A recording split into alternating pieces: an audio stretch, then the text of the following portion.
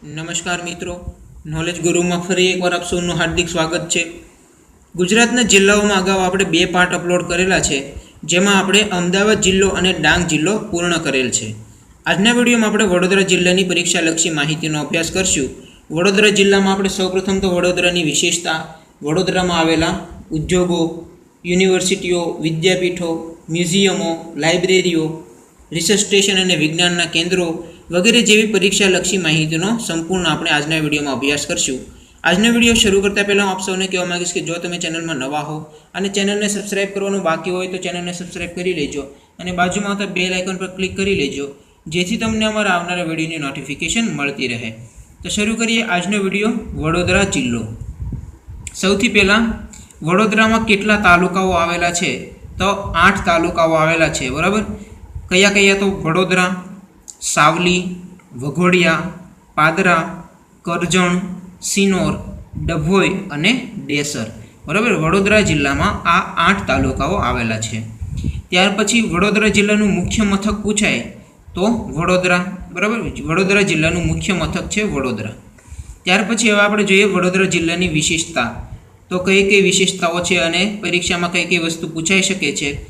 તો સૌપ્રથમ 2011ની વસ્તી ગણતરી મુજબ 20,65,771 વસ્તી હતી, બરાબર। વડોદરા જિલ્લાની વસ્તી 2011ની વસ્તી ગણતરી મુજબ 20,65,771ની વસ્તી હતી, બરાબર। આજે હાલમાં તો લગભગ 45 લાખ આસપાસ પહોંચી ગઈ છે, પણ આપણે 2011ની ધ્યાનમાં લઈશું। 20,65,771ની વસ્તી હતી અને વડોદરા વસ્તીની દ્રષ્ટિએ ગુજરાતનું 3જા અને ભારતનું 20મા ક્રમનું શહેર છે, બરાબર।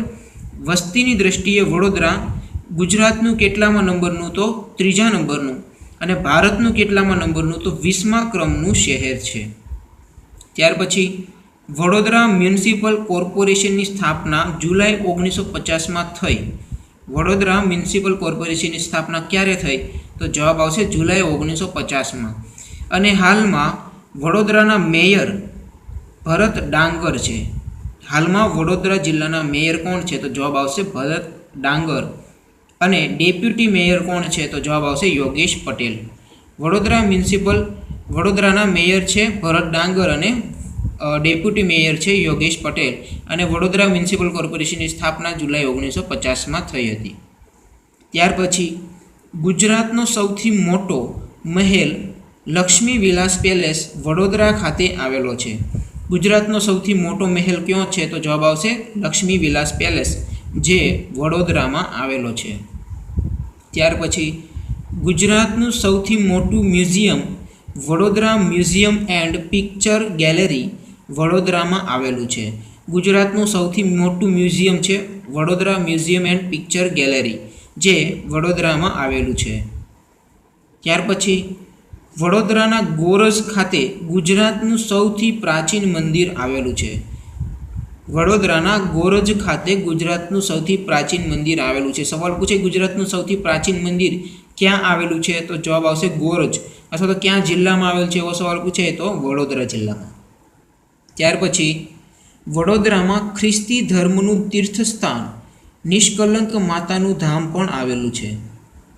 વડોદરામાં ખ્રિસ્તી ધર્મનું તીર્થસ્થાન નિષ્કલંક માતાનું ધામ આવેલું છે। ત્યાર પછી ગુજરાતનું સૌથી મોટું પુસ્તકાલય સેન્ટ્રલ લાઇબ્રેરી વડોદરા ખાતે આવેલ છે, બરાબર। અથવા તો અહીંયા મધ્યસ્થ લાઇબ્રેરી પણ ઓપ્શનમાં હોય તો પણ આપણો જવાબ સાચવો પડશે, બરાબર। ગુજરાતનું સૌથી મોટું પુસ્તકાલય સેન્ટ્રલ લાઇબ્રેરી વડોદરા ખાતે આવેલું છે। ત્યાર પછી મહારાજા સયાજીરાવ ગાયકવાડે વડોદરા રાજ્યમાં ફરજિયાત પ્રાથમિક શિક્ષણ દાખલ કર્યું હતું, બરાબર। મહારાજા સયાજીરાવ ગાયકવાડે વડોદરા રાજ્યમાં ફરજિયાત પ્રાથમિક શિક્ષણ દાખલ કર્યું હતું, બરાબર। આપણને એવો સવાલ પૂછાય કે ગુજરાતમાં સૌપ્રથમ પ્રાથમિક શિક્ષણને ફરજિયાત દાખલ કોણે કરેલું? તો મહારાજા સયાજીરાવ ગાયકવાડે। ત્યાર પછી ગુજરાતમાં સૌપ્રથમ રેડિયો કેન્દ્ર ઈસવીસન 1939માં મહારાજા સયાજીરાવ ગાયકવાડે વડોદરામાં શરૂ કર્યું હતું। ગુજરાતમાં સૌપ્રથમ રેડિયો કેન્દ્રની શરૂઆત ક્યાંથી થઈ? તો જવાબ આવશે વડોદરાથી થઈ। કોણે કરાવેલી? તો મહારાજા સયાજીરાવ ગાયકવાડે કરાવેલી। અને ગુજરાતમાં સૌપ્રથમ રેડિયો કેન્દ્રની શરૂઆત ક્યારથી થઈ? તો જવાબ આવશે ઈસવીસન 1939માં. ત્યાર પછી ગુજરાતની સંસ્કાર નગરી તરીકે જાણીતું છે. ગુજરાતની સંસ્કાર નગરી તરીકે કયો જિલ્લો ઓળખાય છે? તો વડોદરાને ગુજરાતની સંસ્કાર નગરી તરીકે ઓળખવામાં આવે છે. ત્યાર પછી ગુજરાતનું મહેલોનું શહેર તરીકે વડોદરા ઓળખાય છે. આપણને એવો સવાલ પૂછાય, ગુજરાતનું મહેલોના શહેર તરીકે કયા શહેરને ઓળખવામાં આવે છે? તો જવાબ આવશે વડોદરાને. વડોદરાને મહેલોના શહેર તરીકે પણ ઓળખવામાં આવે છે. ત્યાર પછી વડોદરા ખાતે 1969માં ભારતનું સૌપ્રથમ પેટ્રોકેમિકલ સંકુલ IPCLની સ્થાપના કરવામાં આવી હતી. વડોદરા ખાતે 1969માં ભારતનું સૌપ્રથમ પેટ્રોકેમિકલ સંકુલ એટલે કે IPCLની સ્થાપના કરવામાં આવી હતી. બરાબર, આમનું IPCLનું ફૂલ ફોર્મ પૂછાય તો થશે, આપણે અહીંયા નીચે લખેલ છે, Indian petrol chemicals corporation limited. Indian petrol chemicals corporation limited, જેમની ભારતનું સૌપ્રથમ પેટ્રોકેમિકલ સંકુલ 1969માં વડોદરા ખાતે સ્થાપવામાં આવેલું. ત્યાર પછી ન્યાય મંદિર પાસે મુકાયેલી શહીદ ભગતસિંહની પ્રતિમા ગુજરાતમાં આવેલી ભગતસિંહની એકમાત્ર પ્રતિમા છે. બરાબર, આપણને એવો સવાલ પૂછે, ગુજરાતમાં આવેલી ભગતસિંહની એકમાત્ર પ્રતિમા ક્યાં જિલ્લામાં આવેલી છે? તો વડોદરા જિલ્લામાં. વડોદરા જિલ્લામાં ન્યાય મંદિર પાસે મુકાયેલી શહીદ ભગતસિંહની પ્રતિમા ગુજરાતમાં આવેલી ભગતસિંહની એકમાત્ર પ્રતિમા છે. ત્યાર પછી વડોદરાનું પ્રાચીન નામ વટપદ્રક અથવા તો વટપુર હતું. બરાબર, પ્રાચીન નામ છે વટપદ્રક અને વટપુર. ત્યાર પછી હવે આપણે જોઈએ વડોદરા જિલ્લાના ઉદ્યોગો. વડોદરા જિલ્લાના ઉદ્યોગોમાંથી આપણને પરીક્ષામાં કેવા કેવા પ્રશ્ન પૂછાઈ શકે? તો સૌપ્રથમ જોઈએ, વડોદરામાં ગરમ કાપડનો ઉદ્યોગ વિકાસ પામેલો છે. બરાબર, વડોદરામાં ગરમ કાપડનો ઉદ્યોગ વિકાસ પામેલો છે. ત્યાર પછી ઈસવીસન 1965માં કોયલી રિફાઇનરીની સ્થાપના વડોદરામાં કરવામાં આવી હતી. બરાબર, કોયલી રિફાઇનરી ક્યાં આવેલી છે? તો જવાબ આવશે વડોદરા જિલ્લામાં આવેલી છે. કોયલી રિફાઇનરીની સ્થાપના ક્યારે થયેલી? 1965માં થયેલી. ત્યાર પછી વડોદરામાં બાજવા ખાતે ઈસવીસન 1962માં GSFCની સ્થાપના કરવામાં આવી હતી. બરાબર, GSFC ક્યાં આવેલી છે? અથવા તો GSFCની સ્થાપના ક્યાં કરવામાં આવેલી? તો વડોદરા જિલ્લાના બાજવા ખાતે 1962માં GSFCની સ્થાપના કરવામાં આવેલી. આપણે જોઈ લઈએ તો GSFCનું ફૂલ ફોર્મ શું થશે, એ પણ પરીક્ષામાં ઘણીવાર પૂછાઈ ગયેલો છે. તો GSFCનું ફૂલ ફોર્મ થશે Gujarat State Fertilizers and Chemicals. Gujarat State Fertilizers and Chemicals. GSFC એ એશિયાનું સરકારી ધોરણનું સૌથી મોટું કારખાનું છે. બરાબર, આપણને એવો સવાલ પૂછાય, ભારતનું પૂછાય તો પણ અને એશિયાનું સરકારી ધોરણનું સૌથી મોટું કારખાનું કયું છે? તો GSFC, જે વડોદરા જિલ્લામાં બાજવા ખાતે આવેલું છે. અથવા તો ભારતમાં પણ પૂછે કે ભારતનું સરકારી ધોરણનું સૌથી મોટું કારખાનું કયું? તો GSFC, જે વડોદરામાં આવેલું છે. ત્યાર પછી એલેમ્બિકનું દવા બનાવવાનું કારખાનું પણ વડોદરામાં આવેલું છે. બરાબર, એલેમ્બિકનું દવા બનાવવાનું કારખાનું ક્યાં આવેલું છે? તો વડોદરા જિલ્લામાં આવેલું છે. આ સવાલ પણ એકવાર પૂછાઈ ગયેલો છે કે એલેમ્બિક દવા બનાવવાનું કારખાનું ક્યાં આવેલું છે? તો વડોદરામાં આવેલું છે. ત્યાર પછી વડોદરાના વાઘોડિયા ખાતે ગુજરાત સાયકલ્સ લિમિટેડનું કારખાનું આવેલું છે. ગુજરાત સાયકલ્સ લિમિટેડનું કારખાનું વડોદરાના વાઘોડિયા ખાતે આવેલું છે. ત્યાર પછી હવે આપણે જોઈએ વડોદરા જિલ્લાની સરહદ. તો વડોદરા જિલ્લાની આપણે ઘણીવાર એવા સવાલ પૂછાતા હોય છે, નીચેનામાંથી કયો જિલ્લાની સરહદ, નીચેનામાંથી ક્યાં જિલ્લાની સરહદ વડોદરાને સ્પર્શ કરતી નથી? બરાબર, એ રીતનો આપણને સવાલ પૂછાય તો આપણે અહીંયા સૌપ્રથમ વડોદરા જિલ્લાની ઉત્તરે ખેડા જિલ્લો અને પંચમહાલ જિલ્લો આવેલો છે. બરાબર, ઉત્તરે ખેડા અને પંચમહાલ જિલ્લો, એટલે કે ઉત્તર દિશામાં ખેડા અને પંચમહાલ જિલ્લો આવેલો છે. ત્યાર પછી પૂર્વમાં છોટા ઉદેપુર જિલ્લો આવેલો છે અને દક્ષિણમાં નર્મદા અને ભરૂચ જિલ્લો આવેલો છે, જ્યારે પશ્ચિમમાં આણંદ જિલ્લો આવેલો છે. બરાબર, તો આપણને એવો સવાલ પૂછાય કે વડોદરા જિલ્લાને નીચેનામાંથી કયા જિલ્લાની સરહદ સ્પર્શ કરતી નથી? તો ખેડા જિલ્લો, પંચમહાલ જિલ્લો, છોટા ઉદેપુર નર્મદા, ભરૂચ અને આણંદ આ આટલા જિલ્લો છે, આટલા જિલ્લાઓની સરહદ છે એ વડોદરા સાથે સ્પર્શ કરે છે. બાકીનો કોઈ ઓપ્શનમાં હોય તે આપણો આન્સર થશે. બરાબર, વડોદરા જિલ્લાની સરહદ આટલા ખેડા, પંચમહાલ, છોટાઉદેપુર, નર્મદા, ભરૂચ અને આણંદ જિલ્લાને સ્પર્શ કરે છે. ત્યાર પછી હવે આપણે જોઈએ વડોદરા જિલ્લાના કેટલાક મહત્ત્વના સ્થળો કે જેમાંથી અવારનવાર પ્રશ્નો પૂછાતા હોય છે. તો સૌપ્રથમ જોઈએ ડભોઈ. વડોદરા જિલ્લાનું ડભોઈ નામનું સ્થળ. તો તેમાંથી આપણે કઈ કઈ વસ્તુ યાદ રાખવાનું? તો ડભોઈનું પ્રાચીન નામ દર્ભાવતી છે. ડભોઈનું પ્રાચીન નામ દર્ભાવતી છે. ત્યાર પછી ડભોઈમાં 13મી સદીમાં બંધાયેલ કિલ્લો આવેલો છે જે 4 ભાગોળ એટલે કે પ્રવેશ દ્વાર ધરાવે છે. બરાબર, ડભોઈમાં 13મી સદીમાં બંધાયેલો કિલ્લો આવેલો છે જે 4 ભાગોળ એટલે કે પ્રવેશ દ્વાર ધરાવે છે. એમાંથી પૂર્વમાં હીરા ભાગોળ, પશ્ચિમે વડોદરી ભાગોળ, ઉત્તરે મહુડી ભાગોળ અને દક્ષિણે નાંદોરી ભાગોળ આવેલ છે. બરાબર, આ 4 ભાગોળ આવેલા છે. ત્યાર પછી આ ઉપરાંત નાગેશ્વર તળાવ, બીબીની બગી, હીરાએ પ્રેમિકાની યાદમાં બંધાવેલ તેન તળાવ પણ અહીં આવેલું છે. બરાબર, નાગેશ્વર તળાવ, બીબીની બગી, હીરાએ પ્રેમિકાની યાદમાં બંધાવેલ એક તેન તળાવ ક્યાં આવેલું છે? તો ડભોઈમાં, વડોદરા જિલ્લાના ડભોઈ ખાતે આવેલું છે.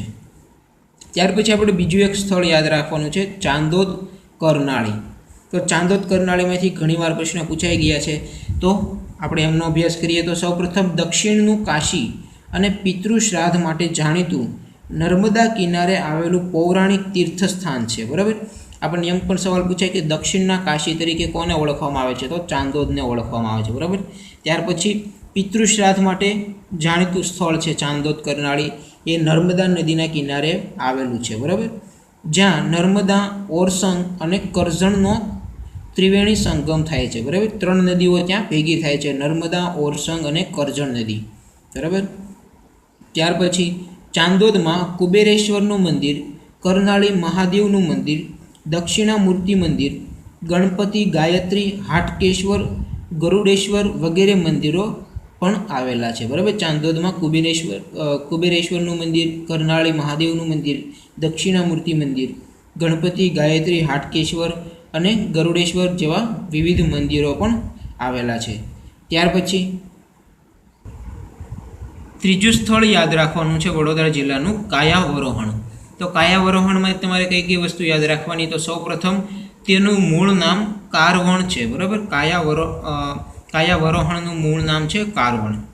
ત્યાર પછી પાશુપત સંપ્રદાયનું આ મુખ્ય મથક છે. બરાબર, આપણને એવો સવાલ પૂછે કે પાશુપત સંપ્રદાયનું મુખ્ય મથક કયું છે? તો કાયાવરોહણ, જે વડોદરા જિલ્લામાં આવેલું છે. ત્યાર પછી શિવના 28મા અવતાર ભગવાન લકુલિશનો જન્મ અહીં થયો હોવાનું મનાય છે અને ભગવાન લકુલિશનું મંદિર પણ અહીં આવેલું છે. બરાબર, ભગવાન શિવના 28મા અવતાર ભગવાન લકુલિશનો જન્મ અહીં થયો હોવાનું માનવામાં આવે છે. બરાબર, અને ભગવાન લકુલિશનું મંદિર અહીં કાયાવરોહણ ખાતે વડોદરા જિલ્લામાં આવેલું છે. તમને એમ પણ સવાલ પૂછે ભગવાન શિવના 28મા અવતાર તરીકે ક્યાં અવતાર એટલે કયો અવતાર? તો ભગવાન લકુલિશનો અવતાર. બરાબર, ત્યાર પછી સ્વામી કૃપાલ્યાનંદજીએ અહીં એક યોગ મંદિરનું નિર્માણ કરાવેલું છે. બરાબર, સ્વામી કૃપાલ્યાનંદજીએ અહીં એક યોગ મંદિરનું નિર્માણ કર્યું હતું. બરાબર, ત્યાર પછી તમારે એક ચોથું સ્થળ યાદ રાખવાનું છે, કોયલી. તો કોયલીમાંથી અવારનવાર પ્રશ્નો પૂછાઈ ગયા છે. તો 1965માં અહીં એટલે કે કોયલી ખાતે ખનિજ તેલ શુદ્ધિકરણની રિફાઇનરી સ્થાપવામાં આવી હતી. બરાબર, ખનિજ તેલ શુદ્ધિકરણની રિફાઇનરીની સ્થાપના કોયલી ખાતે 1965માં કરવામાં આવેલી. ત્યાર પછી અંકલેશ્વરમાંથી નીકળેલું તેલ શુદ્ધ થવા માટે અહીં રિફાઇનરીમાં આવે છે. બરાબર, અંકલેશ્વરમાંથી નીકળેલું તેલ શુદ્ધ થવા માટે ક્યાં આવે છે અથવા તો ક્યાં જાય છે? તો કોયલી રિફાઇનરી ખાતે જાય છે, જેની સ્થાપના 1965માં કરવામાં આવી હતી.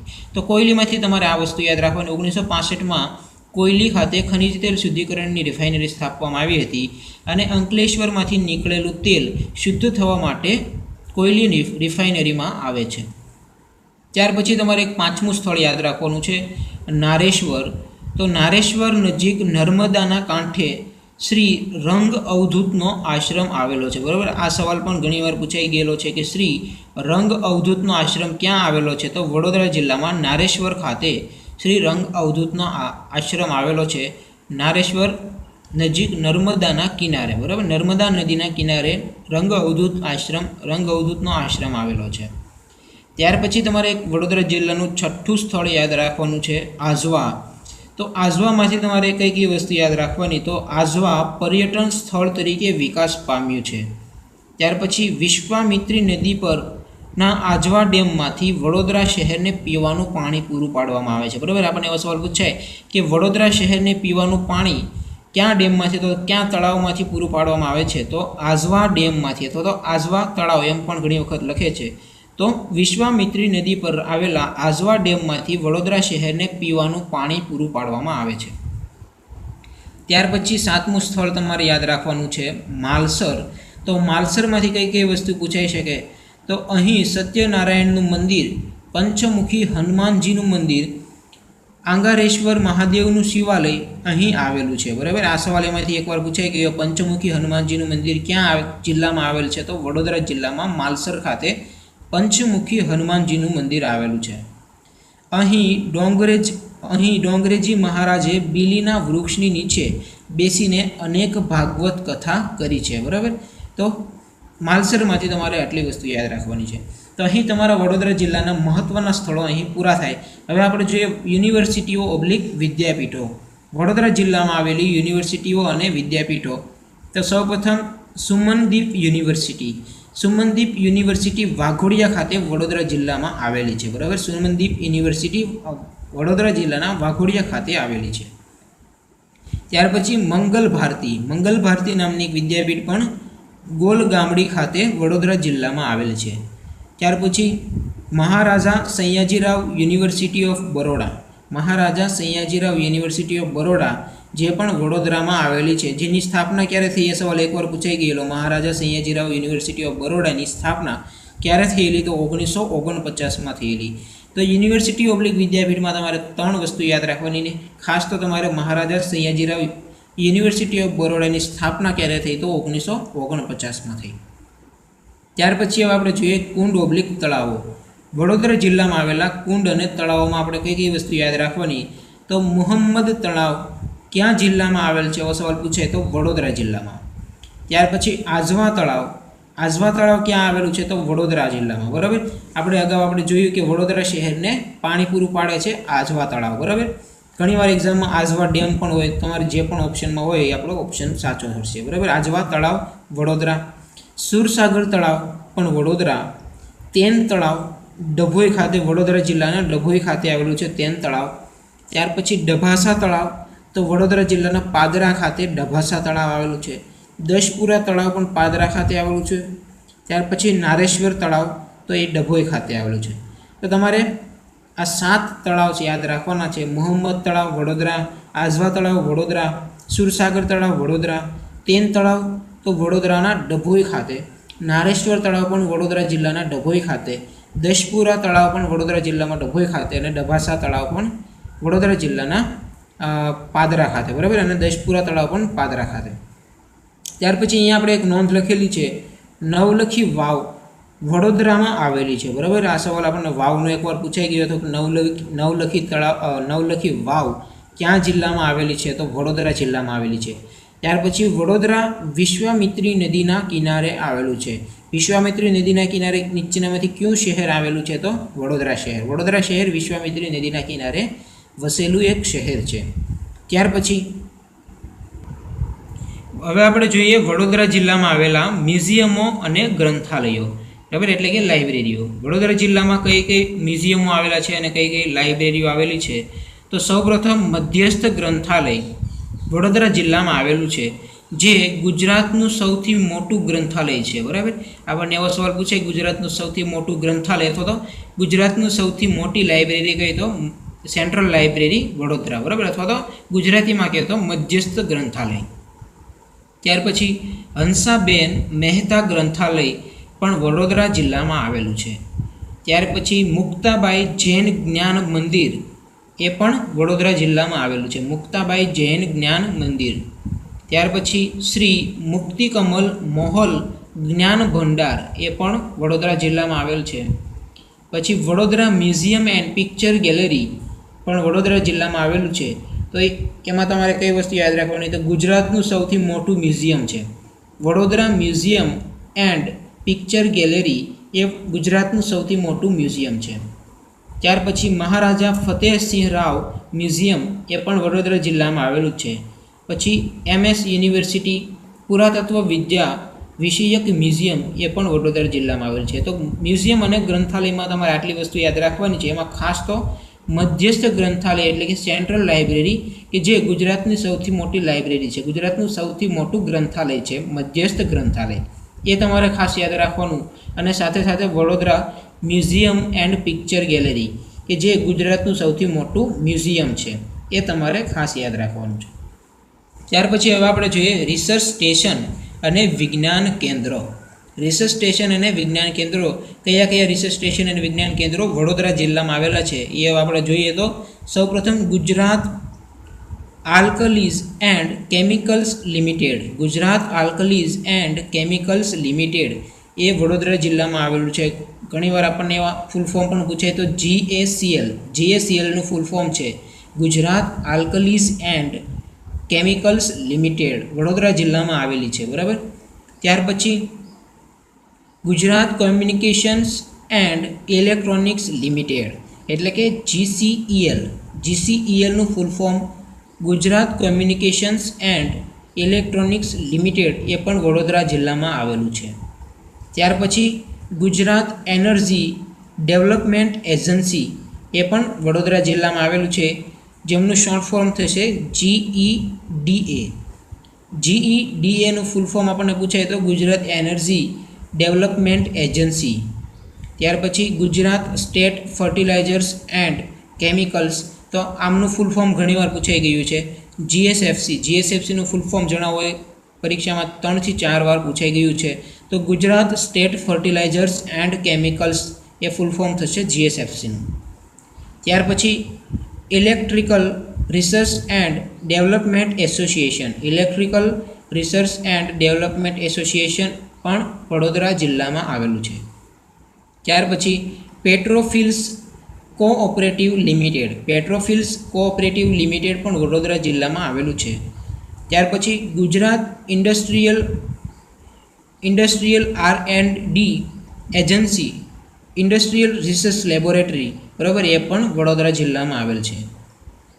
ત્યાર પછી Electrical Research and Development Association એ પણ વડોદરા જિલ્લામાં આવેલું છે. તો રિસર્ચ સ્ટેશન અને વિજ્ઞાન કેન્દ્રમાં તમારે આટલી વસ્તુ યાદ રાખવાની છે. અને અહીંયા તમારો વડોદરા જિલ્લો પૂર્ણ થાય છે. વડોદરા જિલ્લામાં તમારે આટલી વસ્તુ યાદ રાખવાની છે. મળશું આપણે નવા વિડીયો સાથે, નવા જિલ્લા સાથે. જો તમને આજનો વિડીયો પસંદ આવે તો લાઇક કરજો, તમારા મિત્રો સાથે શેર કરજો અને ચેનલને સબસ્ક્રાઇબ કરવાનું બાકી હોય તો ચેનલને સબસ્ક્રાઇબ કરી બાજુમાં આવતા બેલ આઇકન પર ક્લિક કરજો, જેથી તમને અમારા આવનારા વિડીયોની નોટિફિકેશન મળતી રહે. Thank you for watching my video. Thank you.